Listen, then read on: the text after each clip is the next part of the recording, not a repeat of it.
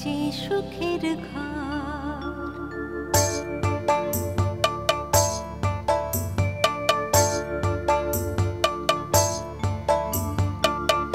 যশোদা আনন্দ লালার কি যে সুখের ঘর। যশোদা আনন্দ লালার কি যে সুখের ঘর। বোঝে না রে কেউ যে দেখে আপন কি বাপর। যশোদা আনন্দ লালার কি যে সুখের ঘর। যশোদা আনন্দ লালার কি যে সুখের ঘর।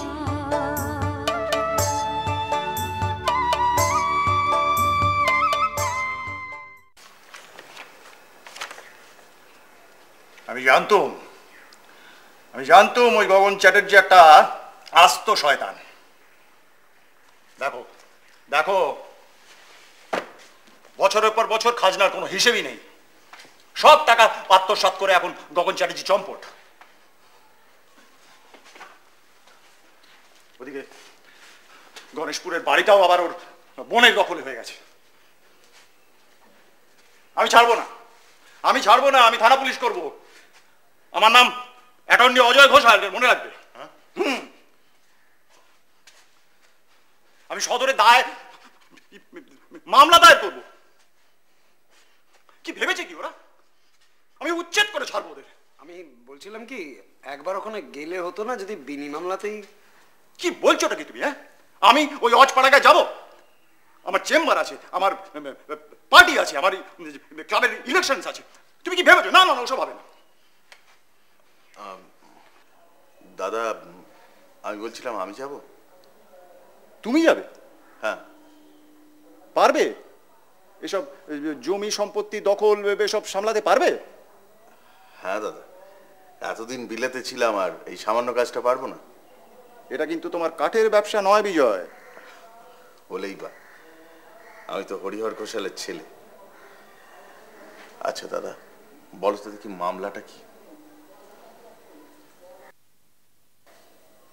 এই গগন চাটুর্যের বাবা অমর চাটুর্য সত্যি একজন ভালো মানুষ ছিলেন, যাকে বলে প্রাতঃস্মরণীয় ব্যক্তি।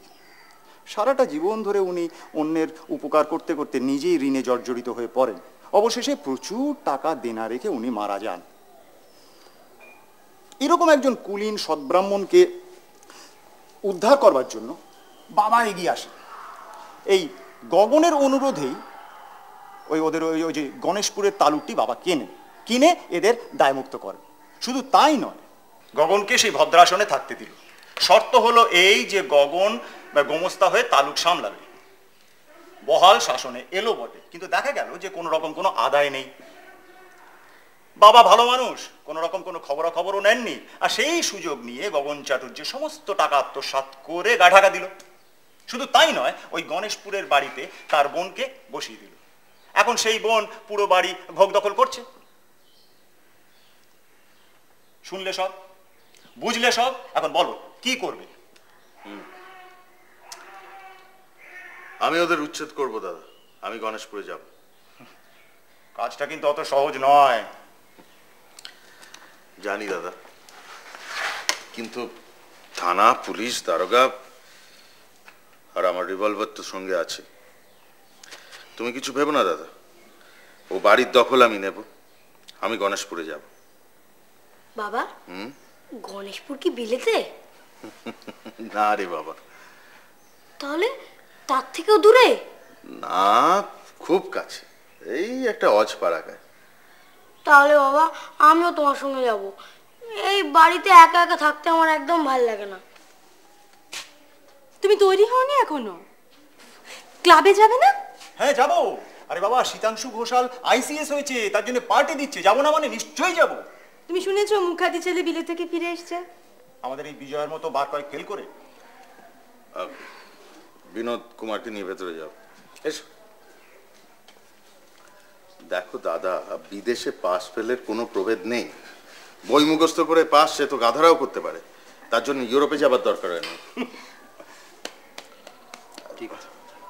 ও হ্যাঁ, ভালো কথা, শোনো, তোমার বোন অনিতার সঙ্গে বিজয়ের বিয়ের ব্যাপারটা কিন্তু ক্লাবে বেশ জানাজানি হয়ে গেছে, বুঝলে? তা আমি ভাবছি যে ও ফিরে এলে আর এই বৈশাখ মাসটা কেটে গেলেই ওদের পাকা দেখাটা সেরে ফেলবে, আর তার জন্য একটা পার্টিও থ্রো করবো। ঠাকুরপো কোথাও যাচ্ছে নাকি? হ্যাঁ বৌদি, গণেশপুর। মা, আয় বাবা আয়। হ্যাঁ রে, তুই নাকি কুমারকে নিয়ে গণেশপুরে যাচ্ছিস? হ্যাঁ। সে কি রে, ওকে ওখানে দেখবে কে? তাছাড়া তুই যাচ্ছিস উচ্ছেদ করতে, ওইটুকু একটা বাচ্চা ছেলে যদি কোনো বিপদ আপদ হয়। ও মা, ভগবানের আশীর্বাদে তোমার তো নাড়ু গোপাল নাতি নাতনির অভাব নেই, এটাকে আর ওইভাবে তৈরি হতে দিও না তো। আপদে বিপদে একটু মানুষের মতো মানুষ হতে দাও। আর তাছাড়া এখানে ওকে সত্যি কথা বলতে কি কে ঠিক করে দেখে বলো তো মা? তুমি শয্যাশায়ী, অন্যরা তো যে যার নিজের কাজে ব্যস্ত। না মা, ওর সত্যি অসুবিধে হয়। আর তাছাড়া আমি বিলেতে থাকতে ওর অনেক কষ্ট হয়েছে, আমি ওকে সঙ্গে করে নিয়ে যাই। তাই যা। হ্যাঁ রে, শুনলুম যে বৌমার বোন অনিতা নাকি আসবে, তার কি ঠিক করলি?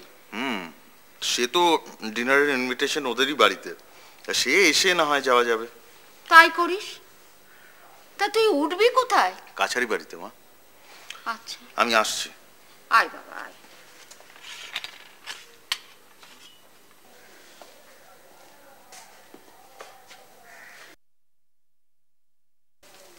ঠাকুরপো, তুমি কি সত্যি সত্যি গণেশপুর যাচ্ছ? হ্যাঁ। বাচ্চাটাকে সঙ্গে করে নিয়ে যাচ্ছ? সাবধানে রেখো, পাড়াগা জায়গা। কবে ফিরবে? যত শীঘ্রই পারি। আচ্ছা, ওখানে নাকি আমাদের একটা বাড়ি আছে, বাবা কিনেছিলেন। কিন্তু কেনা মানেই তো থাকা নয় বৌদি, বাড়ি আছে, দখল নেই। কিন্তু তুমি যখন যাচ্ছ তখন দখলেও চলে আসবে। আশা তো তাই করি। দখলে এলে একটা খবর দিও ঠাকুরপো। কেন? না, কাছেই তো, কখনো পাড়াগা দেখিনি, একবার ঘুরে আসবো। আর তাছাড়া অনিতারও তো কলেজ বন্ধ, ওকেও সঙ্গে করে নিয়ে যাব। আচ্ছা ঠিক আছে, ঠিক আছে, আমি বাড়ির দখল নিয়ে তোমাকে খবর দেব, কিন্তু একটা শর্তে বৌদি, তোমার বোনটিকে সঙ্গে নিয়ে যেতে হবে। আচ্ছা বাবা, আচ্ছা নেবো তো, তোর আর সইছে না। তুমি কবে যাচ্ছ? কাল সকালে। কি বললে? গগন চাটুর্যের বোন বাড়ি ছাড়বে না বলেছে? আগে বললেন যে যা বলবার ছোটবাবু এলে তাকেই বল। তার বলবার আছেটা কি? তার মানে আমাকে নিজে যেতে হবে তাকে বাড়ি থেকে বার করতে, লোক দিয়ে হবে না।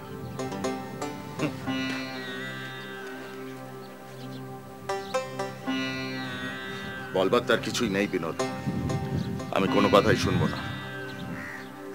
তবু তারই জন্য আমাকে নিজেকে যেতে হবে, তিনি এসে তার দুঃখ আমাকে জানাতে পারবেন না। আগে আমি তাও বলেছিলাম, অনুরাধাদি বললেন আমি তো গেরস্ত ঘরের মেয়ে বিনোদা, যদি আমাকে বাড়ির বার হয়ে যেতেই হয় তবে তাকেই জানিয়ে একবারই বার হয়ে যাব, বারে বারে বাড়ির বাইরে আসতে পারবো না। কি নাম বললে? হ্যাঁ, অনুরাধা নামের তো ভারী চটক দেখছি, তাই বুঝি এত অহংকার? ঠিক আছে, আমি দেখছি। বিনোদ তুমি তৈরি হও, আমি নিচে বেরোবো। সিংজি चलिए मेरे साथ। चलो कुमार।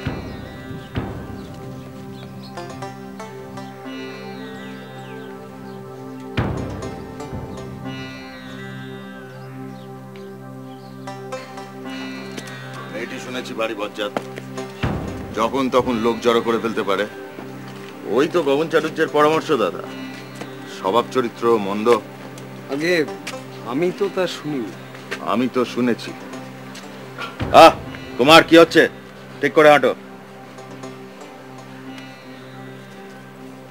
ভালোই ভালোই যদি সম্পত্তির দখল ছেড়ে দেয় তো ভালো, তা নাহলে আমিও বিজয় ঘোষাল, সম্পত্তির দখল কি করে নিতে হয় সেটা আমি খুব ভালো করে জানি।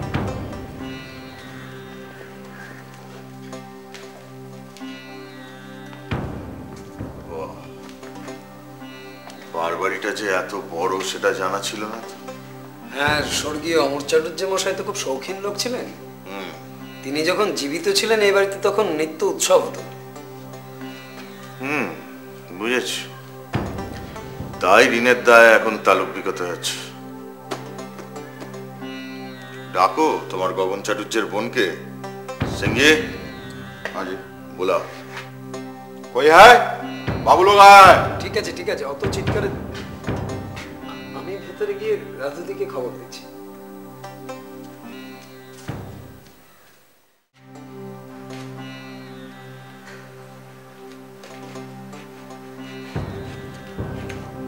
দিদি, ছোটবাবু বাইরে এসেছে। সন্তোষ, সন্তোষ, কি গো বলো। বাইরে একটা চেয়ার পেতে দিয়ে এসো বাবা। বলো গিয়ে মাসিমা আসছে। আচ্ছা। বাবু রাগ করেন না যেন বিনোদটা, আমার হয়ে তাকে বসতে বলো গিয়ে।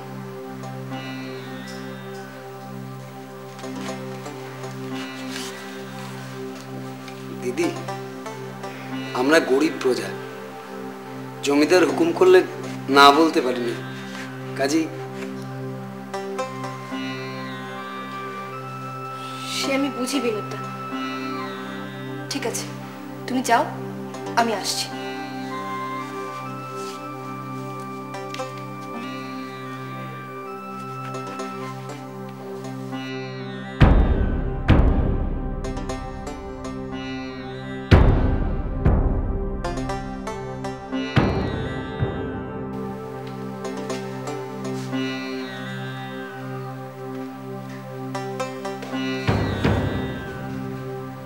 সন্তোষ, মাসি আসছে।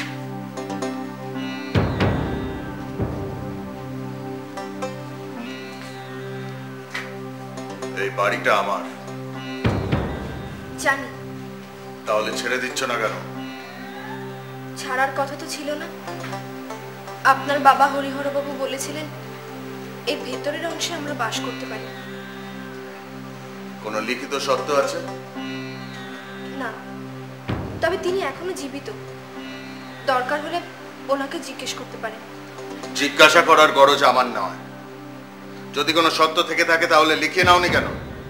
দাদা বোধহয় প্রয়োজন মনে করেননি। ওনার মুখের কথার চেয়ে লেখাটাই যে বেশি হবে সেটা বোধহয় মনেই হয়নি দাদার। কিন্তু দাদা নিজের শর্ত ভঙ্গ করায় এখন সকল শর্তই ভেঙে যায়। এই বাড়িতে থাকার অধিকার আর আমাদের নেই।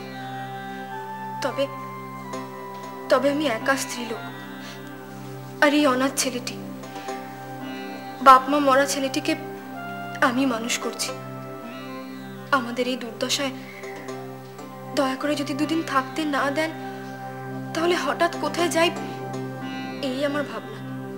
এ উত্তর কি আমার দেবার? তোমার দাদা কোথায়? আমি জানি না তিনি কোথায়। আপনি মনিব, আপনার কাছে কিছু লুকোবো না। অকপটে আমাদের বিপদের কথা জানালাম, নইলে একটা দিনও জোর করে থাকার দাবি আমি করি না। এই কটা দিন বাদেই আমরা চলে যাব। থাকতে দিতে আমার কোনো আপত্তি ছিল না, কিন্তু আমার যেই বাড়িটা বড় দরকার, যেখানে আছি সেখানে থাকার খুব অসুবিধে। আর তাছাড়া আমাদের বাড়ির মেয়েরাও একবার এটা দেখতে আসতে চান। বেশ তো, আসুন না। বাইরের ঘরে আপনি স্বচ্ছন্দে থাকতে পারবেন, আর দোতলায় অনেকগুলো ঘর আছে, মেয়েরা অনায়াসে থাকতে পারবে। বিদেশে তাদের লোকের আবশ্যক হবেই, আমি নিজেও অনেক কাজ করে দিতে পারবো। না না, সেসবের দরকার হবে না। তারা আসলে তাদের সঙ্গে লোকজন আসবে, তোমাকে কিছু করতে হবে না।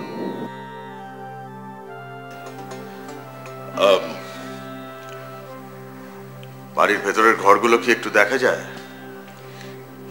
কেন যাবে না? এ তো আপনাদেরই বাড়ি। বিনোদদা, তুমি বাবুকে নিয়ে গিয়ে সব দেখিয়ে আনো, আমি রান্নাঘরে আছি। দিদি, তুমি যাবে না? না। আসুন ছোটবাবু, হ্যাঁ? আসুন। না, ঠিক আছে সিংজি, আজি চলিয়ে। ভেতরের দরজাগুলো সব খোলা আছে তো?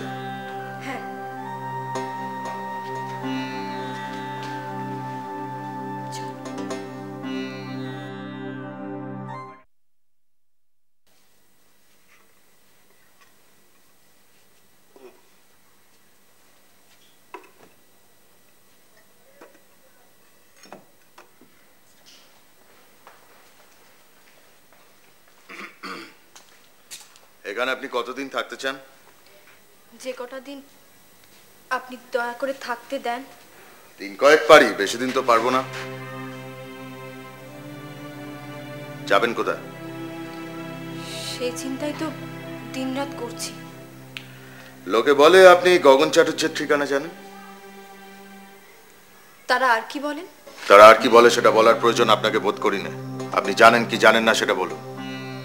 জানি না তো আগেই বলেছি, আর জানলেও নিজের ভাইকে ধরিয়ে দেব সে আদেশ কি আপনি করেন? না, সে প্রত্যাশা আমি আপনার কাছ থেকে করি না। বাড়ি তো আমি তাকে নিজে ধরবো, পালাতে দেব না। তবে একটা কথা বলুন তো, সে যে এতদিন ধরে আমাদের এত সর্বনাশ করেছে তার বিন্দু বিসর্গ কি আপনি জানতেন না? সংসারে কৃতজ্ঞতা বোধ বলে একটা শব্দ আছে, তাকে এইটুকু পরামর্শ দেওয়া আপনার উচিত ছিল। আমার বাবা অত্যন্ত নিরীহ মানুষ, আপনাদের বংশের প্রতি অগাধ মমতা এবং বিশ্বাস, তাই সমস্ত সঁপে দিয়েছিল এই গগন চাটুর্যের হাতে, আর এইটার প্রতিফল। আমি বাজে লোক সেটা সবাই জানে, দয়া মায়া করি না। দোষ করলে আমার হাত থেকে কেউ রেহাই পায় না, এটা আপনার দাদাকেও জানিয়ে দেবেন। আর হ্যাঁ, বাইরের ঘরগুলো সাফ হয়ে গেলে আমি 2 দিন পরে আসবো, মেয়েরা আসবে পরে। আপনি যতদিন যেতে না পারেন নিচের যে কোনো একটা ঘরে থাকবেন, আর কোনো জিনিসপত্র এখান থেকে সরাবার চেষ্টা করবেন না।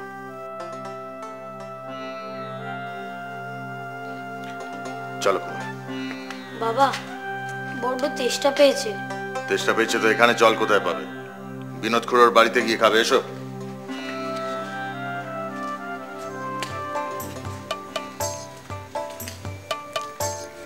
ডাব আছে, খাবে? হ্যাঁ খাবো। সন্তোষ, ডাব কাটতো।